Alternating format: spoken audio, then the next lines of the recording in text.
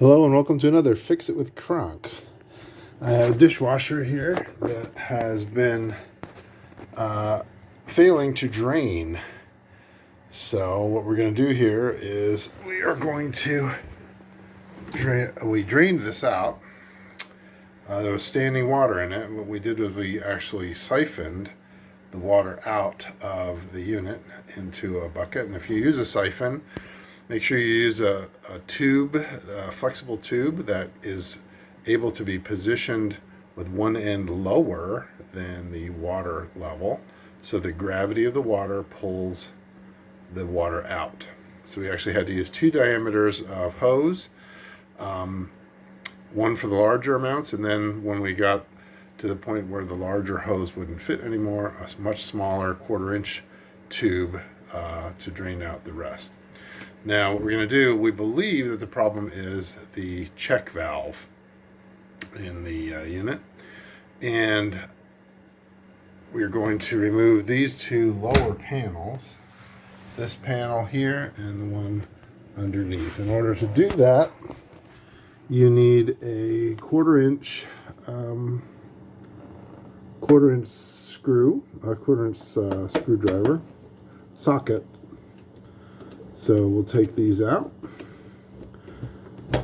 You could use now these screws also have a Phillips head connection on them. Here, I'll show you. So you could use a Phillips head screwdriver if you wanted to, or if you didn't have a 1/4-inch socket. Do that one. Do this side.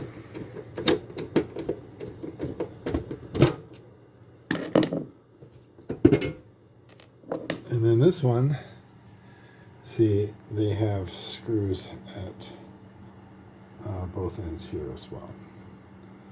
So we're going to loosen these up and take these out. Okay, now we got the panels off. Forgive the cobwebs underneath of my dishwasher here. But what we got here is our drain hose.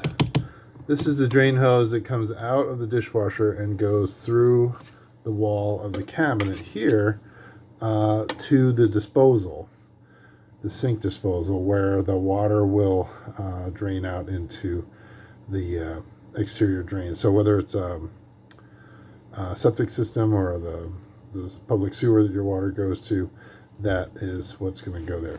Now this white plastic piece right here that my screwdriver is pointing at, this long plastic piece, this is the check valve. And what we'll do is we'll put a towel underneath in case there's any water left in here, and we'll use a pair of pliers to grip this, remove this, and take that off, replace the check valve, which just screws in and out, and we'll see if that solves our problem. Okay, so we have received the part, and what we're going to do, we want to make sure that the power is turned off, so the circuit breaker has been turned off. And what you want to do is you want to put some rags down or some towels or something under here, because there's likely to be some water in the line. So you want to be sure that you trap that so you don't make a huge mess. And you can see here that this connection is just held on with a compression clamp. So you can just squeeze this and move this off, and then break this seal and slide this elbow off. Looks like there's some moisture in this line.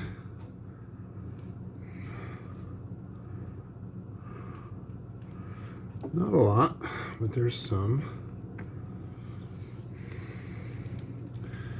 And then this is the check valve here. It's hard to tell just by looking at it if there's actually something wrong with the check valve. But this just turns off like it's threaded in. Okay, so here's the new one. So we just have to turn this old one off. And all you need for this is just a pair of pliers.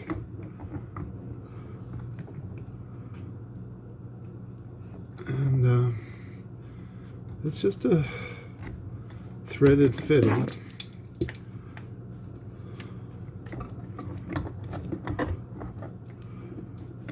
I'm hopeful that this is the source of my problem.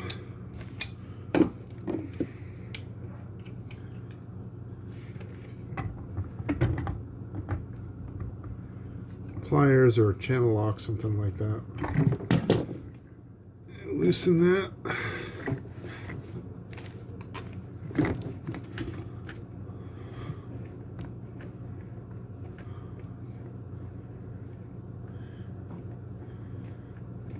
Take the old check valve out. You're probably going to get some more water draining out the bottom.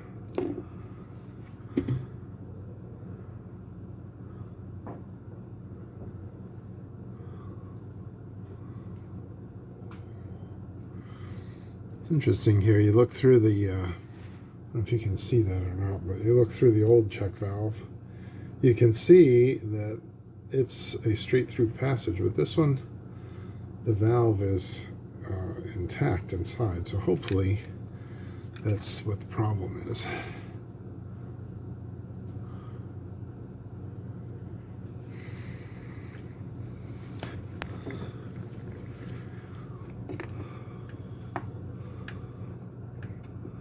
Make sure your threads are aligned straight so that you don't cross thread it. Make sure that O-ring is in place. Once you get it on there, you want to just tighten it a tiny bit past finger tight, maybe only a quarter of a turn or so.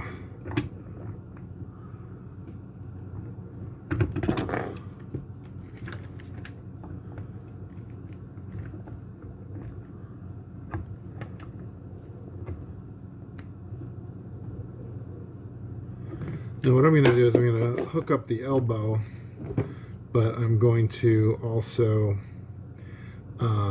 try it before closing everything up, just in case it's not this. Okay, recording. So then you slip the elbow back on, and then this spring clamp, I'm going to be sure that that is back on there as well.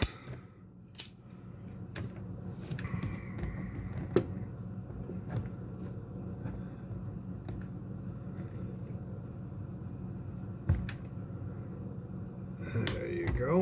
Put it right back in the original grooves. Everything seems to be secure, and we will give it a try. So previously, when the check valve was before it was replaced, the unit would not even turn on. There must be some sensor inside, a pressure sensor or something. What I did afterwards is just try this regular normal wash cycle, and it started right up. So thanks for watching another Fix It with Crunk. Don't forget to put your panels back on, and please like and subscribe.